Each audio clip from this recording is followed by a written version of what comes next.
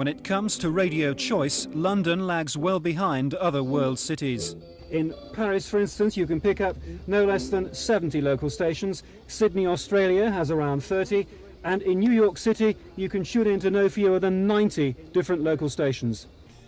Here, dozens of pop pirates have filled the vacuum with a diet of soul, reggae and funk that's won big audiences. Some will want to go legal and get one of the new licences. Among them, London Greek Radio, London's oldest ethnic pirate, on the air for 4 years, despite a record number of raids. Well, life will be easier because we won't have to be raided again and again, and we are going to plan our programs and our finances.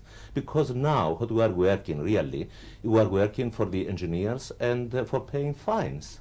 Others have stayed off the air and bided their time. In North London, Spectrum Radio put the finishing touches to a new studio complex that's cost them £250,000. Here, Jew and Arab work side by side, just 2 of 8 different ethnic minorities the station will serve if it gets one of the new licences. There are no Chinese broadcasting, there is no Arabic broadcasting, there isn't Italian, Spanish, or Turkish or Latin American or Jewish broadcasting on a regular basis. We've spoken to people within our own communities and the response is unanimous that yes, they would like such a service. But for the new stations like this one, based on a Southwark council estate, no prospect of public funding. The government want them to be self-financing, mainly from advertising. That doesn't please the Community Radio Association, who want a mix of public and private funding, nor are they happy about further delays before the first stations get on air. It's bad news for us in the sense that it gives the pirates a chance to establish themselves.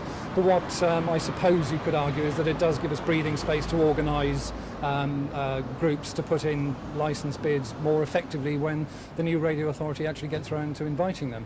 For existing stations like Capital and LBC, more freedom in programme making, but they may be asked to give up one of their frequencies to make room for the new stations. The first of those should be on the air in 18 months. John Andrew, Thames News.